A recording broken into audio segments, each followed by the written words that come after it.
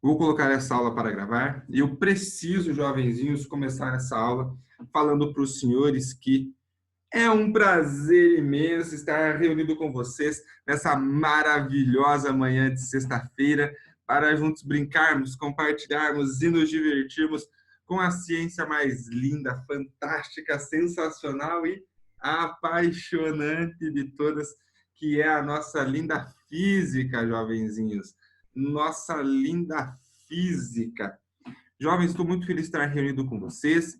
Espero que estejam todos bem. E nessa aula de hoje, nós vamos conversar um pouquinho sobre astronomia, gravitação. Então, é a primeira aula do primeiro capítulo que vai começar a abordar esse assunto, tá bom? Então, a gente começa a ver agora um assunto um pouco diferente, né? Porque desde que começou o ano, nós começamos a falar de mecânica, falamos de tipos de força, de movimento circular, falamos de força centrípeta num plano vertical, num plano horizontal. E agora a gente muda um pouquinho o assunto. Continua sendo mecânica, só que a partir da astronomia, a partir da gravitação, tá bom? Eu conversei com o professor de física do ano passado de vocês, e ele me disse que já trabalhou gravitação com vocês, a gente passou os tópicos que ele trabalhou. Então, o que eu vou falar para vocês hoje é uma recapitulação de algo que vocês já sabem, tá bom? Mas é a introdução, ao pontapé inicial para esse assunto da gravitação universal. Beleza? Então, quem quiser acompanhar comigo aí no livro, jovenzinhos, é a partir da página 104. A partir da página 104 do livro de vocês aí. Já fizeram a prova, todos vocês que estão aqui, jovens? Eu disponibilizei o link para vocês na terça-feira à noite, tá bom? Então, encerra hoje às 72 horas. Então, não deixem de fazer, não deixem para a última hora. Alguns já estão dando um joinha ali, ó, que fizeram a prova já. Então, quem ainda não fez, tá aquele pau aí hoje à tarde, não vai deixar para a última hora, hein? Senão já viu. Então, vamos lá, jovenzinhos. Para nós começarmos a falar de astronomia, a gente precisa entender quem foi que estudou astronomia. Então, vários povos, galera, estudaram astronomia. Vários povos tinham curiosidade em entender o céu, curiosidade em entender como que o nosso sistema solar se comportava. Então, muitos povos olhavam para o céu e faziam coletas de dados, tá bom? Os chineses, eles eram muito fascinados pelo Sol, pelo céu, pelos planetas. Eles tinham muitos dados anotados, muitos levantamentos feitos sobre nosso sistema solar. Aqui na América do Sul, nós tínhamos América do Sul, América Central ali, os maias, os incas, os astecas, que também se destacaram em algumas anotações, em alguns feitos na ordem de astronomia, beleza? Mas, jovens, o povo que conseguiu organizar e sistematizar todos os dados que tinha num modelo foram os gregos. Então, não é que os gregos foram os únicos que estudaram, não, mais povos estudaram. Mas os gregos foi o povo que conseguiu sistematizar, montar um modelo de sistema solar a partir dos dados que tinha, tá bom? Então, antes de nós começarmos a falar dos gregos, jovens, vocês observarem aí na página 107, tem a figura do marco astronômico de Stonehenge. Então, se vocês observarem ali, depois vocês podem ler com calma o capítulo, ele vai comentar que está associado ao momento de primavera, solstícios. Então, tem um significado importante e mostra como o povo daquela região se preocupava com a astronomia, se preocupava com o movimento planetário e construiu, inclusive, todo um sistema que é o Stonehenge, que é imenso, com pedras que tem de difícil locomoção. Então, foi todo um empenho de pessoas, de mão de obra, para conseguir construir aquele sistema. Então, isso mostra que vários povos se interessavam por astronomia, se interessavam em entender o nosso sistema solar. Só que no começo, jovens, tudo era meio interligado em termos de ciência, religião, misticismo, não tinha-se muita diferenciação, as coisas iam caminhando meio juntas. Depois, com o avanço do conhecimento, elas se separaram, tá bom? Então, uma coisa que é bastante importante comentar com vocês aí é astrologia e astronomia. São coisas completamente diferentes, tá bom? A astronomia, jovens, ela é a ciência que vai estudar os planetas, como é a órbita dos planetas, qual é a velocidade orbital desses planetas no sistema solar, qual é a distância entre esses planetas, enfim. É a ciência que estuda os planetas e o nosso sistema solar. A astrologia, jovens, não é ciência, tá bom? Num certo período, acreditava-se que os planetas, que as estrelas podiam influenciar a vida das pessoas na Terra. E depois se descobriu que não tinha relação alguma. Mas algumas pessoas continuaram acreditando que sim, que tinha relação. Então criaram a astrologia, tá bom? Que é um ramo que vai buscar interpretar como que os planetas podem interferir na vida das pessoas. Jovens, a astrologia, ela não é ciência, tá bom? Ela é a crença de algumas pessoas. Eu acho que é importante a gente discutir isso porque apesar da, não sei, a astrologia não é uma religião, mas entra numa discussão interessante do que é religião e do que é ciência. Tudo aquilo que eu posso provar é científico. Então, eu posso provar que esse livro ele é feito de papel.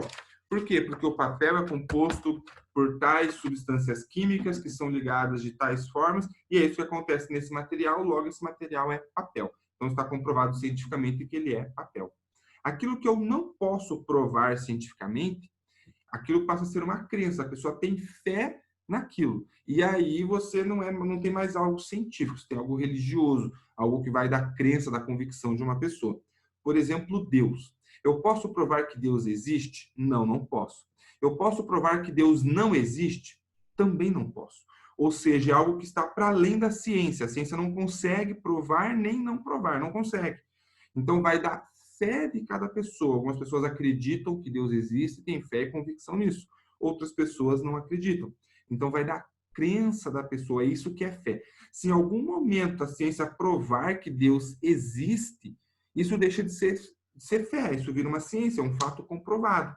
Então, existe essa diferença entre ciência e religião. Aquilo que eu posso provar cientificamente e aquilo que eu não posso provar cientificamente. Beleza? Então, a astrologia não é comprovado cientificamente, jovenzinhos. Então, ele é um ramo que vai depender da crença das pessoas. Qualquer pessoa tem o direito de acreditar, se ela quiser, em astrologia. Mas ela precisa saber que são informações e dados que não são confirmados pela ciência. Essa é a ideia, tá bom? E aí, jovenzinhos, depois que teve essa separação de astronomia e astrologia, que foi entendido que as coisas eram diferentes, nós tivemos um modelo geocêntrico. O que é um modelo geocêntrico, jovenzinhos? Acho que não é novidade para ninguém, né? No modelo geocêntrico, nós tínhamos a Terra no centro do sistema solar e todos os outros planetas, inclusive o Sol, orbitando a Terra. Eu vou compartilhar minha tela com vocês, jovens, para montar um esqueminha para os senhores aqui. Vou tirar minha cara feia daqui.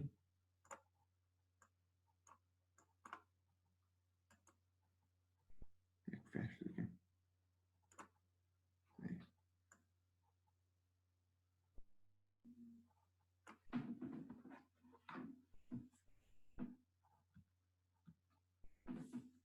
Então, vamos lá.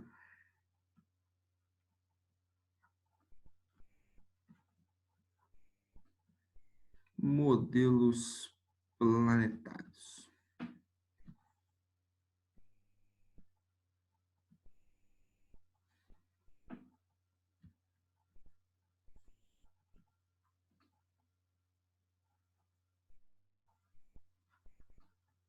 Então, modelo geocêntrico. Jovens, quem ficou famoso por esse modelo foi Cláudio Ptolomeu. Como eu falei, não foi ele o único que fez dados, que fez pesquisa, mas foi ele a pessoa quem conseguiu sistematizar, conseguiu pegar os dados e organizar na forma de um modelo de sistema solar realmente. Beleza? Então, o que Ptolomeu propôs, jovens? Que nós tínhamos a Terra no centro do nosso sistema solar e que os outros planetas, inclusive o Sol, estavam orbitando a Terra. Eu estou fazendo aqui, jovens, tudo fora de escala, beleza? Só para a gente entender o formato desse sistema. Então, aqui nós tínhamos Terra, e aí, outros planetas nessas órbitas aí. Planeta, planeta, Terra. E aqui também eu vou fazer o Sol nessa órbita aqui. Beleza? Isso foi o que Ptolomeu propôs, jovenzinhos. Então, quais são os principais pontos do modelo geocêntrico? Então, algo que se destaca aí são as órbitas circulares. Mais uma coisa importante, ele defendia que os planetas, inclusive o Sol, se moviam nessas órbitas com velocidade constante.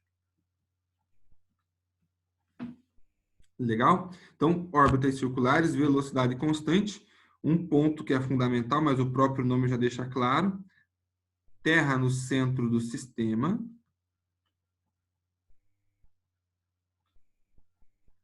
Legal, então são pontos que você consegue tirar a partir desse desenho. Mas, jovens, tem algumas coisas ainda embutidas no modelo geocêntrico que não estão no desenho, que é o seguinte: na época que Ptolomeu propôs esse modelo geocêntrico, a Igreja Católica tinha um grande poder de influência na vida das pessoas. E ela adotou o modelo proposto por Ptolomeu como um modelo verdadeiro. Então, teve apoio da igreja. Por quê? A igreja defendia, aliás, defende, acredita que a Terra, o universo, os seres humanos, toda a natureza, tudo que existe foi criado por Deus. Então, esse modelo de sistema solar mostrava o quê? Órbitas perfeitamente circulares, planetas que se movem com velocidade constante. Isso mostrava a perfeição da obra divina. A Terra exatamente no centro, o homem na Terra, ou seja, o homem no centro da vontade divina. Então, corroborava com tudo que a igreja pregava. Então, a igreja deu apoio a esse modelo de sistema solar que foi proposto por Cláudio Ptolomeu. Legal? Mas, jovens, tinha um problema nesse modelo de sistema solar. Acontecia o seguinte: Marte, ele vinha da sua órbita e ele fazia um movimento mais ou menos assim, ó, no céu. E esse modelo planetário não dava conta de explicar por que Marte tinha esse comportamento. Se vocês olharem aí, jovens, na página 109 do livro de vocês, tem a marcação das imagens semana a semana de Marte entre outubro de 2011 e julho de 2012. Eles pintaram com um ponto mais claro e você consegue perceber bem esse desenho que eu falei para vocês. Com o passar do tempo, Marte fazia um movimento de retrocesso, vamos dizer assim, na sua trajetória, na sua órbita. E esse modelo de Ptolomeu não dava conta de explicar por que que isso estava acontecendo, né? Como que se explicava isso aí, Ptolomeu não sabia. Então, Ptolomeu sabia que algum ajuste ia ter que ser feito nesse modelo, mas ele não sabia como fazer. E foi essa proposta que foi feita por Ptolomeu e essa proposta que foi aceita pela igreja, tá bom? Agora, jovenzinhos, Copérnico, Nicolau Copérnico, ele acreditava que esse problema aqui que foi identificado na órbita de Marte levava a crer que tinham outras diferenças nesse sistema que eram muito importantes no entendimento do sistema solar como um todo. E ele foi buscar entender por que que isso acontecia com Marte. E quando ele foi buscar entender por que que isso acontecia com Marte, jovens, ele chegou a uma nova conclusão, de que, na verdade, não era a Terra que estava no centro do nosso sistema solar, mas, na verdade, o Sol que estava nesse centro.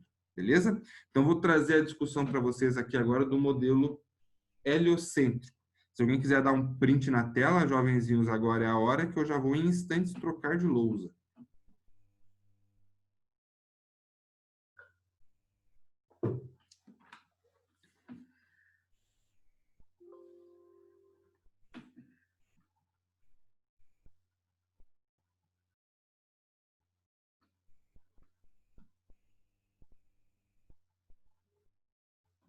Então, vamos lá, jovens. Modelo heliocêntrico. Esse modelo, ele foi proposto por Nicolau Copérnico. Vou deixar aqui do lado.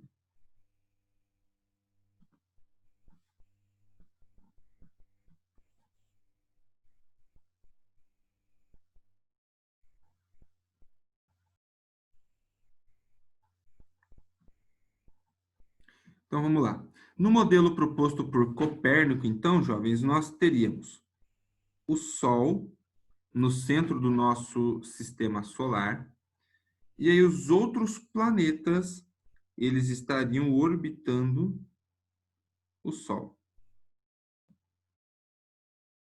Inclusive a Terra, né, estaria orbitando o Sol. Por mais um.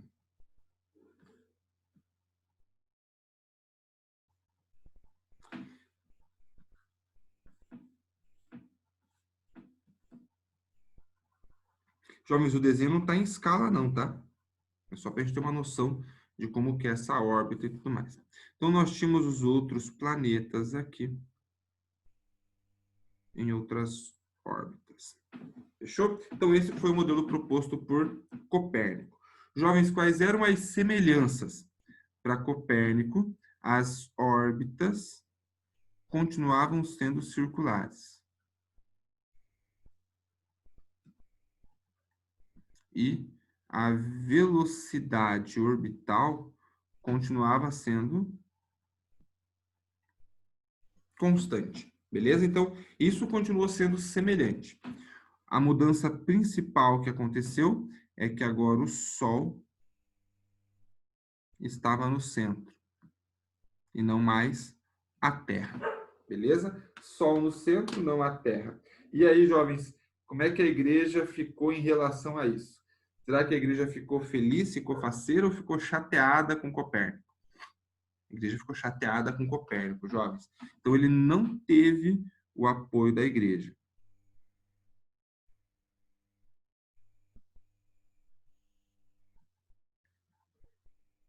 Porque pensa, para a igreja, né, no entendimento da igreja, quando Copérnico propõe que não é a Terra que está no centro e sim o Sol, é como se ele estivesse tirando o homem do centro da vontade de Deus, como se ele estivesse mostrando que o homem está para escanteio ali dentro dos planos divinos, tá bom? Então a igreja não apoiou Copérnico, inclusive a igreja chamou Copérnico para trocar uma ideia. E vocês lembram o que acontecia com quem a igreja chamava para trocar uma ideia porque ela estava descontente, né? Já era, Zé Fini, caixão, você foi. Mas Copérnico foi ligeiro. Então a igreja chamou ele para conversar e ele já chegou lá, não, estou errado, cometi um erro lá nos meus cálculos e tal. E ele negou toda a obra que ele tinha construído, todos os estudos que ele fez, ele negou perante a igreja. E o livro, jovens, que ele tinha escrito, que falava sobre essa proposta do modelo heliocêntrico, ele foi proibido de ser lido. Ele foi para o Index,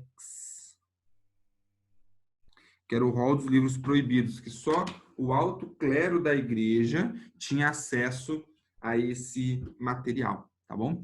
Lógico, Copérnico negou, pelo menos ele sobreviveu, porém, ele continuou estudando, tá? Ele defendia, sim, que o heliocentrismo era o modelo correto, ele continuou fazendo os estudos que precisava para corroborar o seu conhecimento e a sua teoria.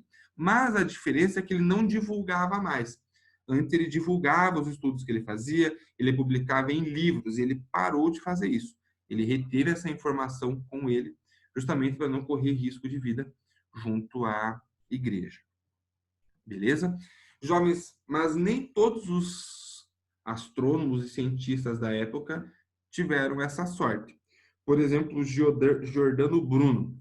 Ele também foi pesquisador e astrônomo, tinha alguns dados levantados, também defendia o heliocentrismo, e ele não negou as suas crenças perante a igreja, jovens, e ele foi condenado à fogueira. Ele foi queimado vivo porque defendia que o Sol estava no centro do sistema solar. Jovens, olha que loucura que é isso, né? Cara, é muito doido, é muito doido. E hoje, ai, gente, é triste, né? Hoje nós temos pessoas que defendem que a Terra é plana. Cada um acredita naquilo que quer. Deixa eu abrir a câmera aqui que a gente vai trocar uma ideia aqui. Eu vou interromper o compartilhamento, jovenzinhos, então dê um print na tela aí quem quiser. 3, 2, 1. Deixa eu abrir a câmera aqui. Cada pessoa tem o direito de acreditar naquilo que ela quer. É o direito dela, certo? Porém, aquilo que nós vamos defender cientificamente, existe todo um processo, uma regra, que é o quê? Eu preciso provar que aquilo é verdade para que seja aceito cientificamente. Se eu não posso provar que aquilo é verdade, então não vai ser aceito cientificamente, simples assim, tá bom? Então, nós já temos provado que o nosso sistema solar tem o Sol, não é no centro, é no foco, que as órbitas não são perfeitamente circulares, que essa velocidade não é constante, tudo bem, a gente vai ver esses tópicos na semana que vem, que são a partir das leis de Kepler. Mas foi provado isso, jovens. Então, a ciência diz que isso é verdade porque foi provado experimentalmente e matematicamente.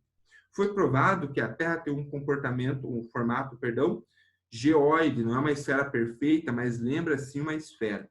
E aí algumas pessoas, porque acham, porque sei lá qual motivo, que a Terra é plana, cria-se todo um movimento a partir disso e o achismo começa a imperar. Gente, isso é um absurdo. Concordam comigo?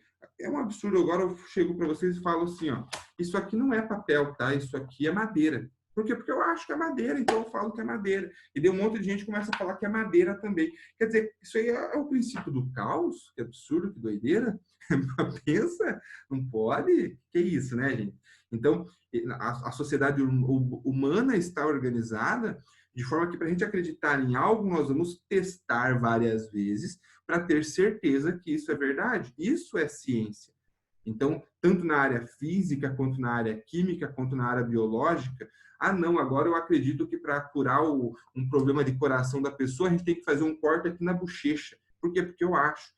Não, cara, e os anos de estudo que tem na medicina, os anos que provam como que tem que ser feito o corte no peito, hoje não precisa mais do corte porque tem tal tecnologia. Quer dizer, são anos de estudo, de conhecimento construído para que você chegue a uma conclusão. Então, não é assim porque eu acho. Não, você acha, tudo bem. Então, o que a gente pode fazer para verificar essa sua hipótese? Toda hipótese é válida. Vamos ver se ela é verdadeira ou não. Nós vamos fazer vários testes e ver se ela é verdadeira ou não. Tudo bem. Não há problema em se duvidar. Inclusive, quando o modelo heliocêntrico veio no lugar do modelo geocêntrico, muitas pessoas não acreditaram. Então, a gente teve que fazer vários testes, várias provas, coletar vários dados e, a partir desses dados, se chegar a essa conclusão. Então, é algo que leva um tempo, é um processo, né? Assim que se constrói a ciência. Várias pessoas pensando em lugares diferentes, quando esses resultados todos se encontram, chega-se a uma conclusão. Assim que a ciência se desenvolve, independente de qual seja a área, física, química, biológica, histórica, assim por diante. Então, surge esse cuidado que a gente precisa ter, né? E graças a Deus hoje o conhecimento ele é algo que é divulgado, né? Então você tem o conhecimento, por exemplo, na internet, em livros, em enciclopédias. Claro que você tem que ter um pouco de cuidado onde você vai pesquisar esse conhecimento, porque tem pessoas que não sabem nada do que estão falando e começam a falar e um monte de gente começa a acreditar. Então vai pesquisar quem que está falando sobre aquele assunto. É uma pessoa que estudou sobre aquilo, que realmente sabe o que está falando? É igual colocar eu, o professor Everton, para falar de literatura. O que eu vou saber de literatura? O básico que eu estudei lá no ensino médio há muitos anos atrás. Eu não sou um perito da área para falar sobre aquele assunto. Então você tem que escolher quem? Alguém que estudou literatura, alguém que leu vários livros de literatura, que estudou o momento histórico para falar de literatura. E assim para qualquer outra área, na medicina, no esporte. Vou colocar o professor Everton para falar de esporte. Nem de esporte eu gosto, não acompanho nada. O que eu vou saber para falar? Não sei. Você vai pegar quem? Alguém que está acompanhando o esporte, alguém que é da área do esporte. São coisas meio óbvias, mas você tem que tomar um pouquinho de cuidado aí, tá bom? Outra coisa que eu queria discutir com vocês, jovens. Hoje, você sabe que o Sol está no centro do sistema. Na verdade, não é no centro, é no foco, mas a gente sabe que não é a Terra que está no centro, que na verdade a Terra está orbitando o Sol. Mas o que você vê todos os dias? Você acorda e vê, ainda está escuro, e de repente o sol começa a aparecer no horizonte. Você tem aula a manhã toda, quando acaba a aula, o sol está aqui em cima, hora de forrar o bucho. Vai lá, faz um almocinho bonitinho, tira cochilitos depois do almoço, e aí senta à tarde para estudar. No fim da tarde, quando você está cansadinho já, você vai ver o sol já está sumindo no horizonte. Aí você vai, toma um banho, fica cheirosinho, bonitinho, toma um cafezinho da tarde, assiste um Netflix, depois você janta e ó, caminha, vai dormir. Já está de noite. Misteriosamente, no dia seguinte, o sol aparece aqui de novo e todo esse ciclo se repete. O que você está vendo? Você está vendo o sol dando voltas em torno de você. Então, era natural para eles construírem um modelo geocêntrico, a Terra no centro sendo orbitada pelo Sol. Era o que eles tinham de recurso na época, era a visão deles, era o que eles viam. E esse modelo geocêntrico explicava muita coisa. O único problema era aquele movimento de Marte, que eu havia comentado com vocês. Beleza? Então, hoje nós sabemos que não é assim porque já nos contaram. Desde o ensino fundamental, vocês aprendem lá o sistema solar, constroem aquela maquete com o Sol no centro e tudo mais. Em geografia, os professores comentam com vocês. No nono ano, o professor de física comenta com vocês. Então, esse conhecimento todo já está construído. Mas se não tivesse construído, era uma hipótese que seria plausível para nós hoje também. Então, a gente tem que olhar com respeito para aquilo que já foi feito anteriormente. Não é um absurdo, não é ridículo. É o que foi conseguido ser construído com o conhecimento que eles tinham naquele momento. E diga-se de passagem, jovens, que foi um grande avanço, porque eles não tinham nenhum modelo, nenhuma proposta. E aquele foi o primeiro modelo organizado, o primeiro sistema organizado. Tá bom? E, jovens, os gregos, que foi o povo que conseguiu sistematizar isso, eles eram muito carregados de misticismo. Então, eles interpretavam que cada planeta representava um deus. Tinha o deus da beleza, que era Afrodite, que era Vênus, o deus da guerra, que era Mercúrio. Enfim, cada planeta representava um deus. E aí, aqueles planetas mais longe, que estavam depois do Sol, representavam os deuses mais poderosos, tipo Zeus, Poseidon, esses deuses mais famosos aí. E eles acreditavam que a pessoa, quando morria, ela ia ficar com esses deuses lá no céu. Mas só se ela fosse uma pessoa boa de coração. Se ela fosse uma pessoa má de coração, ela ia para o inferno. Mas eles queriam que todo mundo fosse para o céu. Então, o que eles faziam? Vamos pensar numa forma de ajudar as pessoas a irem para o céu, as pessoas más.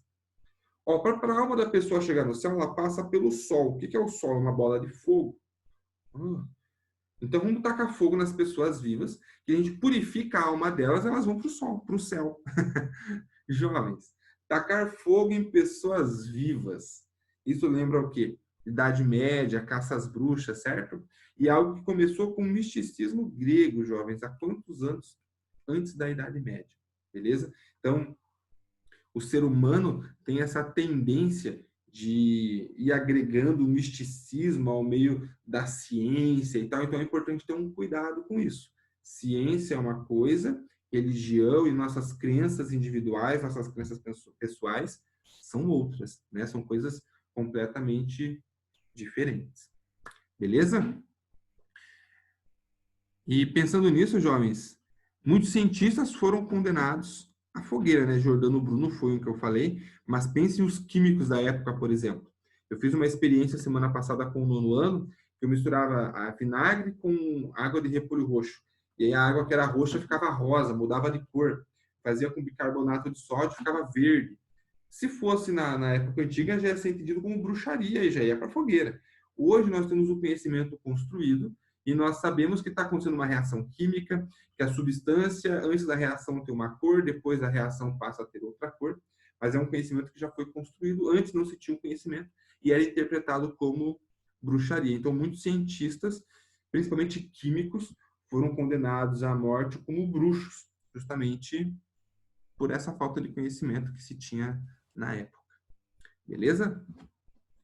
Gatinhos e gatinhas, até aqui, abram o coraçãozinho de vocês e mandem perguntinhas e questionamentos. Vai lá.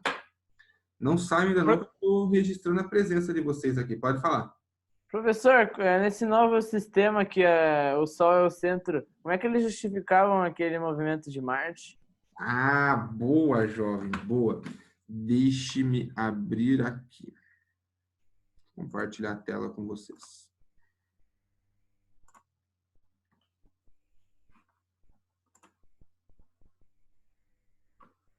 eles justificavam da seguinte forma, ó, Fábio. Arquivo novo. Não. Porque a Terra estava, por exemplo, fazendo a órbita dela aqui, e Marte estava fazendo a órbita dele aqui.